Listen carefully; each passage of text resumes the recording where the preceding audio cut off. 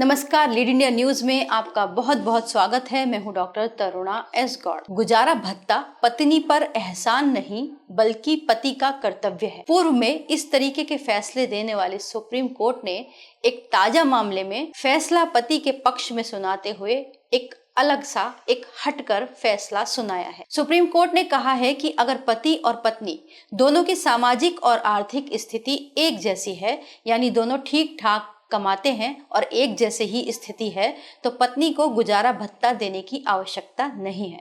इस केस में assistant professor पद पर नियुक्त महिला ने गुजारे भत्ते की डिमांड की थी। महिला की याचिका में कहा गया था कि वो 60,000 रुपए प्रति माह कमाती हैं, जबकि उनके जो पति हैं जिनसे वो सेपरेट हैं, वो मंथली 1 लाख उनकी सैलरी है।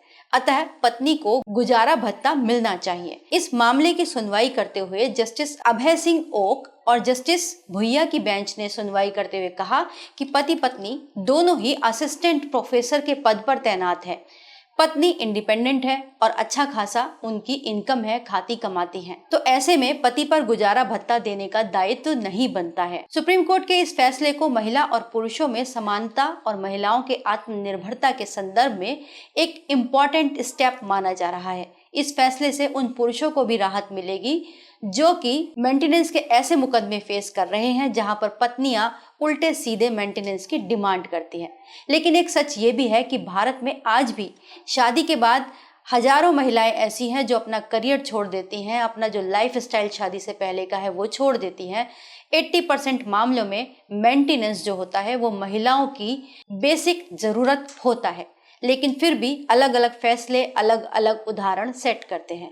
मेंटेनेंस क्या होता है और इसके क्या प्रावधान होते हैं, आइए जान लेते हैं। भारत में पत्नी को हिंदू मैरिज एक्ट 1955 को मेंटेनेंस देने का प्रावधान किया गया है। इसके अलावा अगर वो अपने पति से अलग रह रही है, मेंटेनेंस का दावा कर सकती है। पत्नी को मेंटेनेंस पाने के लिए कुछ आधार दिए गए हैं। वो आधार अगर पूरे होते हैं तब वो मेंटेनेंस ले सकती है। जैसे एक आधार है आर्थिक स्थिति। यदि पत्नी आर्थिक रूप से कमजोर है या अपनी देखभाल के लिए खुद सक्षम नहीं है तो पत्नी मेंटेनेंस का दावा कर सकती है। अगर पति की आय अच्छी है और पत्नी की आर्थिक स्थिति अच्छी नहीं है, वो इंडिपेंडेंट नहीं है इकोनॉमिकली, तो ऐसे में भी पत्नी जो है मेंटेनेंस के लिए दावा कर सकती है। इसके अलावा कोर्ट ये भी देखता है कि शादी के वक्त पत्नी की जो जीवन शैली थी, उसका जो लाइफ स्टाइल था वो कैसा था, और अगर उसे तलाक के बाद उस लाइफ स्टाइल को मेंटेन करने के लिए आर्थिक जरूरत हो तो वो पति से मेंटेनेंस का दावा कर सकती है।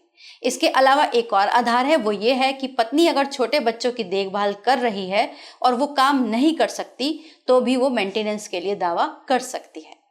अब मेंटेनेंस की राशि कितनी होती है, क्योंकि कई केसेस ऐसे आए जिसमें पत्नियों ने इस तरीके के गुजारे भत्ते की मांग की कि मेंटेनेंस शब्द ही बड़ा अजीब सा हो गया, इर्रेलेवेंट सा हो गया।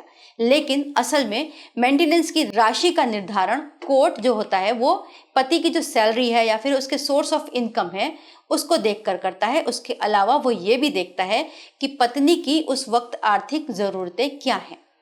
इसके अलावा कोर्ट इंटरिम मेंटेनेंस के लिए भी कह सकता है। तलाक या अलगाव के दौरान अगर पत्नी की स्थिति खराब है आर्थिक रूप से और पति ने मेंटेनेंस नहीं दिया है अब तक, तो कोर्ट उसे अस्थायी यानी अंतरिम मेंटेनेंस देने के लिए कह सकता है, ताकि पत्नी को तत्काल मदद मिले और उसे आर्थिक रूप से सहायता मिल सके। तो ये थे मेंटेनेंस के आधार और कोर्ट के फैसले। उम्मीद करते हैं ये वीडियो आपको अच्छा लगा होगा। अगर ये अच्छा लगे तो इसे लाइक कीजिएगा, शेयर कीजिएगा और सब्सक्राइब कीजिएगा। वीडियो देखने के लिए बहुत बहुत धन्यवाद। वीडियो को लाइक करें, हमारे चैनल को सब्सक्राइब करें। हमारे वीडियो सबसे पहले देखने के लिए बेल आइकन प्रेस करना ना भूलें।